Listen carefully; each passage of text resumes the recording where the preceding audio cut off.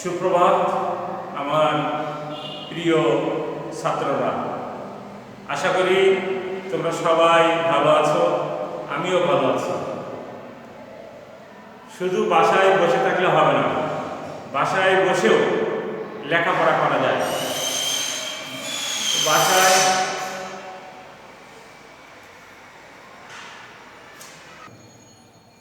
আমার ঘর আমার স্কুল, আমার বাড়ি আমার স্কুল, সরকারের এই স্লোগানের সাথে তাল দিয়ে আমরা বাড়িতে বসে অনলাইনের মাধ্যমে পড়ালেখা চালিয়ে যাওয়া যায়, স্কুলে না আসে। স্নেহের ছাত্ররা, তোমরা এখন যদিও একটা দুর্যোগকালীন সময় পার করছো, এর ভিতরেও আমরা অনলাইনের মধ্যে তোমাদের পড়ালেখা ঠিকই চালিয়ে যাচ্ছি এবং পড়ালেখা দিয়ে যাচ্ছে। সরকারের নির্ধারিত যে অ্যাসাইনমেন্ট, গতকাল আমি করিয়েছি সামাজিক প্রতিকার, বাংলাদেশ ও বিশ্ব পরিচয়ের সামাজিক প্রতিকার, সামাজিক সমস্যা ও তার প্রতিকার। আজকে সরকার কর্তৃক নির্ধারিত অ্যাসাইনমেন্টের যা আছে সেটা হচ্ছে নারীর প্রতি সহিংসতা। নারীর প্রতি সহিংসতা 16তম অধ্যায়, তোমাদের বইয়ের শেষ অধ্যায়, 16তম অধ্যায়, নবম শ্রেণী, বাংলাদেশ ও বিশ্ব পরিচয়। নারীর প্রতি যে সহিংসতা হয় এটা আজকে আমরা পড়ব এবং দেখাবো। তাই একটু দেরি না করে খাতা কলম নাও, বই নাও, নিয়ে আমার সাথে আমার অনলাইন ক্লাসে যুক্ত হয়ে যাও। দেরি করো না।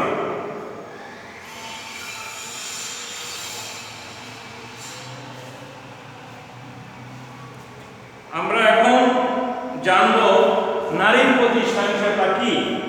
তোমাদের মেন বইয়ে 219 পেজ, মেন বইয়ে 219 পৃষ্ঠা। নারীর প্রতি সহিংসতা কি? পুরুষ বা নারী কর্তৃক যে কোনো বয়সের নারীর প্রতি শুধু নারী হওয়ার কারণে যে সহিংস আচরণ করা হয় তাই নারীর প্রতি সহিংসতা। কোনো ব্যক্তি বা ব্যক্তির সমষ্টি নানা অজুহাতে নারীর আর্থসামাজিক, শারীরিক কিংবা মানসিক দুর্বলতার সুযোগ নিয়ে নারীর প্রতি যে সহিংসতা ঘটিয়ে থাকে, নারীর ইচ্ছার বিরুদ্ধে শারীরিক বা মানসিকভাবে যে নির্যাতন চালানো হয়, এই সহিংস আচরণ বাড়িঘর, রাস্তাঘাট, স্কুল, কলেজ, কর্মক্ষেত্র, হাট বাজার থেকে শুরু করে সকল স্থানেই ঘটে থাকে। এগুলোই নারীর প্রতি সহিংসতা। নারীর প্রতি সহিংসতার প্রকৃতি কি কি প্রকার সহিংসতা নারীর প্রতি হয়ে থাকে? এক, নারীর প্রতি নানাবিধ সমস্যা বা সহিংসতা হয়ে থাকে। অনেক ধরনের নারীরা লাজ লজ্জায় এসে প্রকাশ করে, কখনো প্রকাশ করে না। বাংলাদেশে নারীর প্রতি সহিংসতার ক্ষেত্রে বাংলাদেশে নারীর প্রতি সহিংসতা, নারীর স্বাধীনতার ক্ষেত্রে প্রধান প্রতিবন্ধক বা বাধা। নারীর প্রতি সহিংসতার নানা প্রকৃতি রয়েছে। নারীরা বাড়িতে শারীরিক ও মানসিক যেসব নির্যাতনের শিকার হয় তাকে পারিবারিক সহিংসতা বলে। নারীরা বাড়িতে যে সহিংসতা বা নির্যাতনের শিকার হয় সেটাকে বলা হয় পারিবারিক সহিংসতা বা পারিবারিক নির্যাতন। সাধারণত বাড়িতে স্বামী কর্তৃক শ্বশুর শাশুড়ি, ননদ এবং পরিবারের অন্য সদস্য দ্বারা নারী এই ধরনের নির্যাতনের শিকার হন। এসব সহিংসতার মধ্যে রয়েছে প্রহার মানে মারামারি, যৌতুক সম্পর্কিত নির্যাতন, শিক্ষা ও সম্পত্তির অধিকারের বঞ্চনা, অত্যাধিক কাজে বোঝা চাপানো, কন্যা শিশুকে মারধর করা, যৌন পীড়ন। এগুলো পারিবারিক সহিংসতা। যৌন হয়রানি। আমাদের দেশে শতকরা 25% নারী এই হয়রানির শিকার হন, যে কোনো বয়সের নারী। নির্যাতন, ধর্ষণ, মনগড়া ফতুয়া, অ্যাসিড নিক্ষেপ, নারী ও শিশু পাচার প্রভৃতি হলো বর্বর, নির্মম ও পৈশাচিক সহিংসতা। এগুলো আমাদের প্রতিরোধ করতে হবে। তারপরে দেখো ফতুয়া, দুই আছে ফতুয়া। যে কোনো ভাবেই হোক শিশু থেকে যে কোনো বয়সের নারী যৌন হয়রানি বন্ধ করতে হবে। ফতুয়া গ্রামে মহল্লার এক শ্রেণী প্রভাবশালী লোকেরা ফতুয়া দেন। এই ফতুয়া কতটুকু আমাদের শরিয়াতে আইনসিদ্ধ আমি এখন এটা ঠিক মতো বলতে পারছি না, তবে ফতুয়া রাষ্ট্রীয়ভাবে আইনসঙ্গত নয়। রাষ্ট্রীয়ভাবে রাষ্ট্রের আইনে ফতুয়া আইনসঙ্গত নয়। ফতুয়াবাজরা তাদের ফায়দা করার জন্য বিভিন্ন তাদের মন গড়া ফতুয়া দিয়ে নারীকে নির্যাতন করে থাকে। আমরা এর আগে অনেক নারী নির্যাতন টিভিতে দেখেছি। অ্যাসিড নিক্ষেপ দৈনন্দিন ঘটনা। যখনই কোনো নারী অনৈতিক কাজে অনৈতিক কাজ করতে প্রত্যাখ্যান করে, বাধা প্রদান করে, বা কুপ্রস্তাবে যখন কোনো ব্যক্তি কুপ্রস্তাবে যখন রাজি হয় না, তখনই তার উপরে দুর্বিষহ নির্যাতন চালানো হয়। সেটা হচ্ছে অ্যাসিড নিক্ষেপ। এই অ্যাসিড নিক্ষেপের ফলে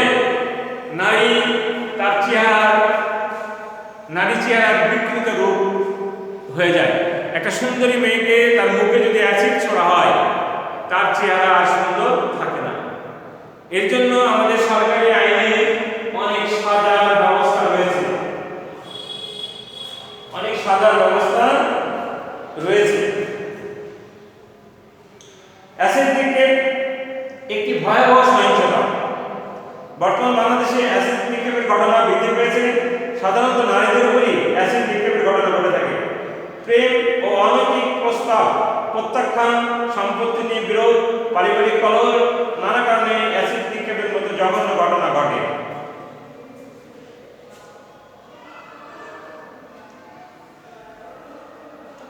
এর জন্য অ্যাসিড নিক্ষেপের জন্য অর্থদণ্ড এবং জেল জরিমানার আইন বিধান রয়েছে। তারপরেও কিন্তু নারীদের প্রতি অ্যাসিড নিক্ষেপ বেড়েই যাচ্ছে। আরেকটা হচ্ছে নারী ও শিশু পাচার। প্রতি বছর আমাদের দেশ থেকে অনেক নারী এবং শিশু পাচার হয়ে যায় বিদেশে, এবং বিদেশে পাচার করে তাদের দিয়ে অমানবিক এবং অনৈতিক কার্যকলাপ করতে বাধ্য করা হয়। আমাদের দেশে এর জন্য আইন আছে, কিন্তু এই আইন আরো কঠোর থেকে কঠোর করে এগুলো প্রতিরোধ করা যেতে পারে।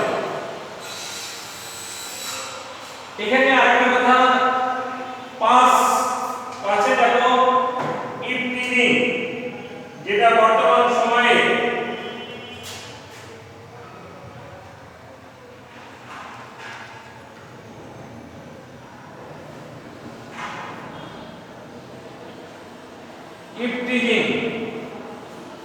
ইভটিজিংটা কি? ছেলেরা বা পুরুষরা কোন নারীকে একা পেলেই ইভটিজিং করে, তাকে উত্তক্ত করে, আজে বাজে কথা বলে। এটা মনে করো কোন শিক্ষার্থী, মেয়ে শিক্ষার্থী স্কুলে যাচ্ছে, অলিগলি পথ দিয়ে কয়েকটা ছেলে, দুষ্টু ছেলেরা পাশ থেকে আজে বাজে মন্তব্য করা, আজে বাজে মন্তব্য করে তাকে বিরক্ত করা, এটাই হচ্ছে ইভটিজিং। এটাও আইন করে প্রতিরোধ করা উচিত। যৌন হয়রানির জন্য 7 বছর 14 বছরের জেল আছে, জরিমানা আছে, অর্থদণ্ড আছে।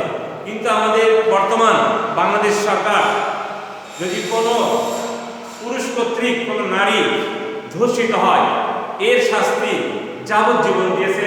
এর শাস্তি দিয়েছে মৃত্যুদণ্ড। বয়স বিবেচনায় কাউকে যাবজ্জীবন এবং মৃত্যুদণ্ড দেওয়া হয়েছে।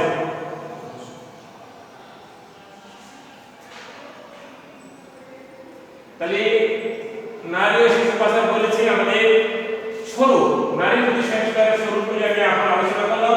1 নম্বরে যৌন হয়রানি, 2 নম্বরে ফতোয়া, 3 অ্যাসিড নিক্ষেপ, 4 নারী ও শিশু পাচার, 5 ইফটিজিং। ইফটিজিংটা যৌন হয়রানির একটি অংশ। এখন আমরা দেখব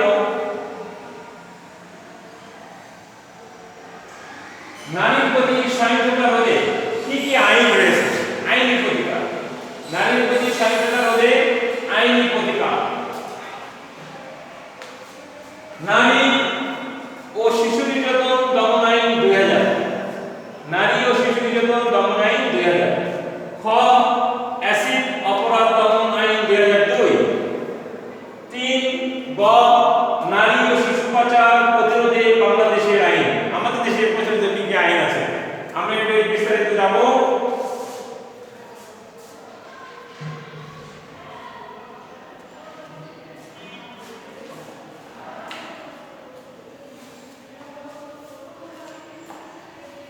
নারী ও শিশু নির্যাতন দমন আইন 2000, একটু আলোচনা করি।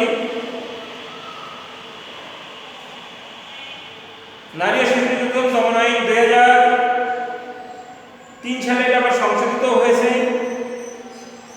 যৌন হয়রানিকে শাস্তিমূলক অপরাধ হিসেবে চিহ্নিত করে বলা হয়েছে যদি কোনো পুরুষ অযাচিতভাবে তার যৌন লালসা চরিতার্থ করার জন্য নারীর স্বাধীনতা হানির চেষ্টা করে বা অঙ্গভঙ্গি ইঙ্গিতের মাধ্যমে যৌন হয়রানিমূলক আচরণ ঘটায়, তবে উক্ত ব্যক্তি অনূর্ধ্ব 7 বছর সর্বনিম্ন 2 বছর সশ্রম কারাদণ্ডে দণ্ডিত হবেন এবং অতিরিক্ত অর্থদণ্ডের ব্যবস্থা রয়েছে। অ্যাসিড অপরাধ দমন 2002, অ্যাসিড অপরাধ দমন আইন 2002। এখানে দেখো অ্যাসিড অপরাধ দমন আইনে অ্যাসিড দ্বারা মৃত্যু ঘটানো, অ্যাসিড দ্বারা আহত করা, অ্যাসিড নিক্ষেপ করা বা নিক্ষেপের চেষ্টা করা এবং এই অপরাধে সহায়তা করা প্রভৃতি শাস্তি বিচার পদ্ধতি ও সংশ্লিষ্ট বিষয়াবলী স্পষ্টভাবে চিহ্নিত করা হয়েছে। অ্যাসিড দ্বারা মৃত্যু ঘটানোর শাস্তি, যদি কোনো ব্যক্তি অ্যাসিড দ্বারা অন্য কোনো ব্যক্তির মৃত্যু ঘটান তাহলে উক্ত ব্যক্তি মৃত্যুদণ্ডে বা যাবজ্জীবন সশ্রম কারাদণ্ডে দণ্ডনীয় হবেন এবং অতিরিক্ত অনূর্ধ্ব 1 লক্ষ টাকা অর্থদণ্ড দণ্ডনীয় হবেন। এবং যদি অ্যাসিড নিক্ষেপের মাধ্যমে কারো মুখমণ্ডল, কারো হাত, শরীর ঝলসে যায়, এর জন্য এই দণ্ড কার্যকর হবে।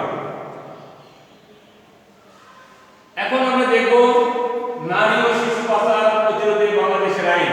আমাদের দেশে নারী ও শিশু পাচার প্রতিরোধে বাংলাদেশে কি কি আইন আছে সেটা নিয়ে আমরা জানব। অ্যাসিডের ব্যাপারে অ্যাসিড নিক্ষেপে 2010 সালে বাংলাদেশ জাতীয় সংসদ কর্তৃক অ্যাসিড নিয়ন্ত্রণ আইন 2010 পাস করা হয়। এই আইনটা 2010 সালে পাস করা হয়। এখন আমরা দেখব নারী ও শিশু পাচারকারী বাংলাদেশের আইনে কি বলে। নারী ও শিশু পাচার সম্পর্কে বাংলাদেশের আইন কি বলে, বাংলাদেশে কি আইন রয়েছে। নারী ও শিশু নির্যাতন দমন আইন 2000-এ বলা হয়েছে যে যদি কোনো ব্যক্তি পতিতা ব্যক্তি বেআইনি নীতি গঠিত কোনো কাজে নিয়োজিত করার উদ্দেশ্যে কোনো নারী বা শিশুকে বিদেশ থেকে আনয়ন করে, বিদেশে পাচার করে, ক্রয় বিক্রয় করে, অনুরূপ কোনো উদ্দেশ্যে কোনো নারী শিশুকে তার দখলে বা হেফাজতে রাখে তাহলে উক্ত ব্যক্তি মৃত্যুদণ্ড হবে বা যাবজ্জীবন কারাদণ্ড হবে, অনধিক 20 বছর কিন্তু ন্যূনতম 10 বছর সশ্রম কারাদণ্ডে দণ্ডিত হবে এবং ইহার অতিরিক্ত অর্থদণ্ড দণ্ডিত হবে। দণ্ডিত হবে। এছাড়া নারী ও শিশু অপহরণ, মুক্তিপণ আদায়, ধর্ষণ, ধর্ষণজনিত কারণে মৃত্যু, যৌনপীড়ন, যৌতুকের জন্য মৃত্যু ঘটানো ইত্যাদির ক্ষেত্রে আইনে শাস্তির বিধান রয়েছে। মানব পাচার প্রতিরোধ দমন আইন 2011 মানব পাচারের জন্য দায়ী অভিযুক্ত ব্যক্তিদের শাস্তি, মৃত্যুদণ্ড সহ 5 লক্ষ টাকা অর্থদণ্ড করা যাবে। এটা আমাদের দেশের আইন, এটা আমাদের দেশের আইন। তাহলে আমাদের দেশে নারীদের প্রতি সহিংসতা বলতে কি কি আইন রয়েছে?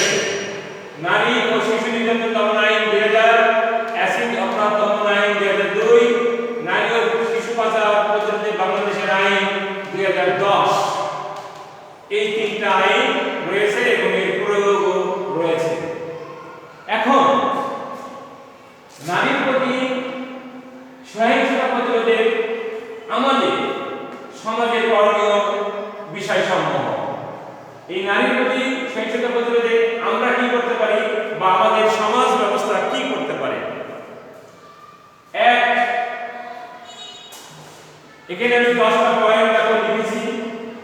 এক, নারী শিক্ষা কার্যক্রম গ্রহণ, বিধবা ভাতা প্রদান এবং নারীর জন্য ঋণ দান কর্মসূচি গ্রহণের মাধ্যমে নারীর ক্ষমতায়ন বৃদ্ধি। একে এটা লিখেছি, তোমাদের বই থেকে নেওয়া, তোমাদের টেক্সট বুক বই থেকে নেওয়া। কি হলো? 1 নম্বরে নারী শিক্ষা কার্যক্রম গ্রহণ, বিধবা ভাতা প্রদান এবং নারীর জন্য ঋণ দান কর্মসূচি গ্রহণের মাধ্যমে নারীর ক্ষমতায়ন বৃদ্ধি। নারীর প্রতি সহিংসতা প্রতিরোধে আমরা এই কাজগুলি করতে পারি। 10টা পয়েন্ট আকারে আমরা লিখেছি। 1, পড়ে শোনানো হলো।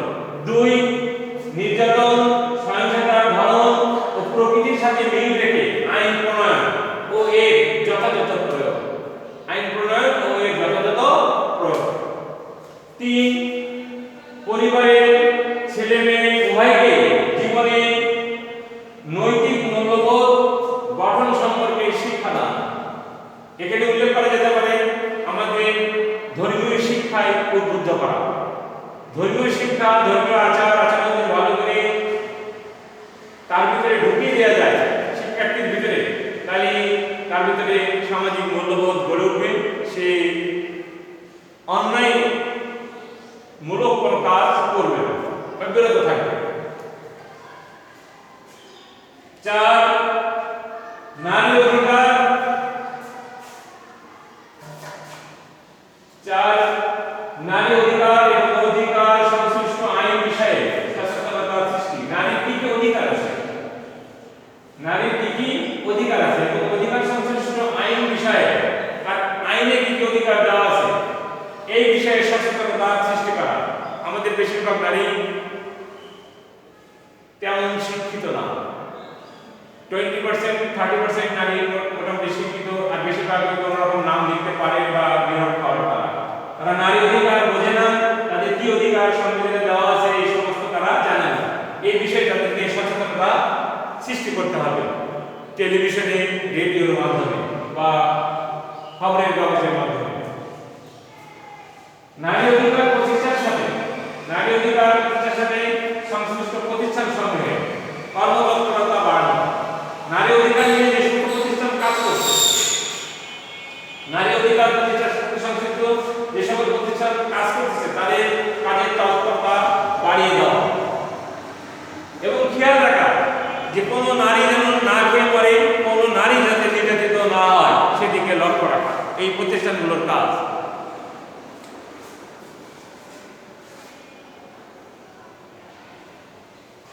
6, নারী নির্যাতনকারীদের দৃষ্টান্তমূলক শাস্তির ব্যবস্থা করা। নারীকে যে নির্যাতন করবে, যিনি নির্যাতন করুক না কেন, তাকে শাস্তির আওতায় এনে দৃষ্টান্তমূলক শাস্তি ব্যবস্থা করা। তাহলে নারী নির্যাতন সমাজ থেকে কমে যাবে।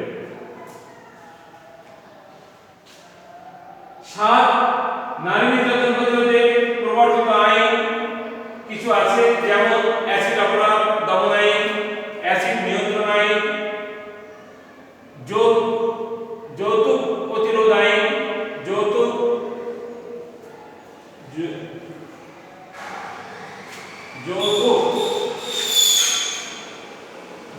প্রতিরোধ আইন, পারিবারিক আদালত অধ্যাদেশ, বাল্য বিবাহ অধ্যাদেশ, সন্তানের দমন অধ্যাদেশ ইত্যাদি যথাযথ প্রয়োগ ও ব্যবহার। কিছু আইন আমাদের আছে নারী নির্যাতন প্রতিরোধে, কিন্তু এইগুলোর সঠিক প্রয়োগ নিশ্চিত করতে হবে। সময়মতো যেন এই প্রয়োগটা আমরা দেখতে পাই, তাহলে নারী নির্যাতন কমে যাবে। সামাজিক চাপ প্রয়োগের মাধ্যমে নারীর প্রতি সহিংসতা রোধ করা। সামাজিক চাপ প্রয়োগের মাধ্যমে নারীর প্রতি সহিংসতা, কেউ যদি নারীকে ফতোয়াবাজরা যদি ফতোয়া দিয়ে তাকে শাস্তি দিতে চায়, সামাজিক চাপে সেগুলো প্রতিরোধ করা যায়। এই ব্যাপারে ইউনিয়ন পরিষদ, স্থানীয় পরিষদ ভালো ভূমিকা রাখতে পারে। নারীর বিরুদ্ধে সহিংস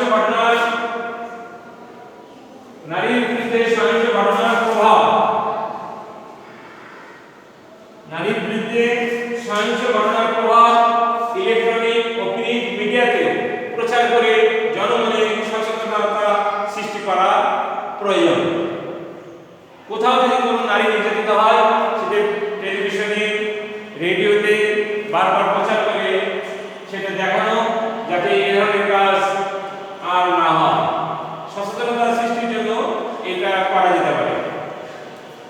10 নাম্বার, নারীর প্রতি সহিংসতা প্রতিরোধে সংশ্লিষ্ট আইনের বিষয়বস্তু সহজভাবে জনসম্মুখে উপস্থাপন ও প্রচার। নারীর প্রতি সহিংসতা রোধে আমরা কি আইন করলাম বা কি বিচার করলাম, সেটা সহজভাবে জনগণের সামনে উপস্থাপন করা এবং প্রচার করা, যাতে নারী নির্যাতন কমে আসে বাংলাদেশে। পুরুষরা মনে করে নারী অবলা, নারী পুরুষের থেকে নিচু, পুরুষই শ্রেষ্ঠ। এই পুরুষ শাসিত সমাজে এটা এখন আর চলবে না। আমাদের সংবিধানে নারী পুরুষ সমান অধিকার, এখানে সবার অধিকার সমান। একজন পুরুষ যে যে কাজ করতে পারে, নারীও তাই পারে। আমাদের দেশের প্রেক্ষাপটে আমরা দেখতে পাই যে এখানে বারবার দেশের প্রধানমন্ত্রী নারী, কয়েক বছর ধরে কয়েক টার্ম আমরা দেখতে পাচ্ছি নারী দ্বারা আমাদের দেশ শাসিত হচ্ছে। এটা একটা প্রকৃত উদাহরণ।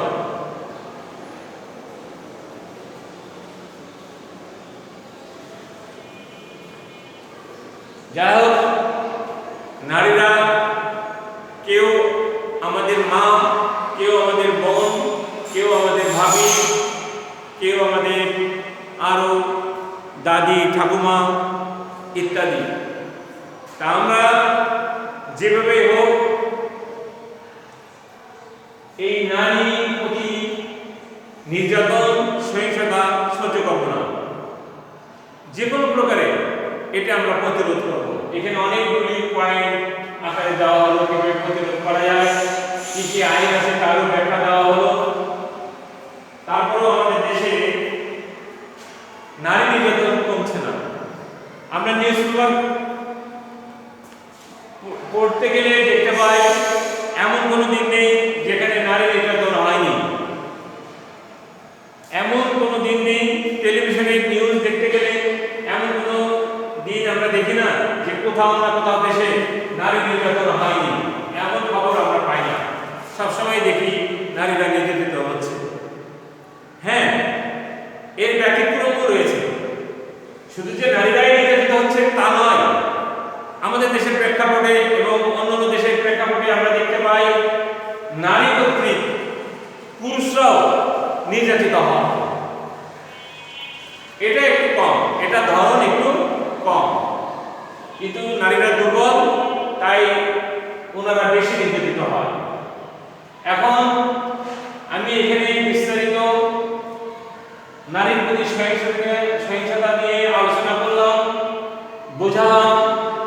তোমরা এটা বারবার পড়বে, এখান থেকে যে বিষয়গুলো নেওয়ার দরকার তোমরা নিবে এবং অন্যান্য বইয়ের হেল্প নিবে, নিয়ে আরো সুন্দর করে তোমরা তোমাদের মতো করে নারীর প্রতি সহিংসতা ও তার প্রতিকার এটা অ্যাসাইনমেন্ট আকারে লিখবে। আজকের এই ক্লাসটাও কিন্তু সরকার প্রদত্ত অ্যাসাইনমেন্টেরই একটা অংশ। গতকাল একটা শিখিয়েছিলাম, গতকাল নিয়েছিলাম বাংলাদেশের সামাজিক সমস্যা ও তার প্রতিকার, আর আজকে হচ্ছে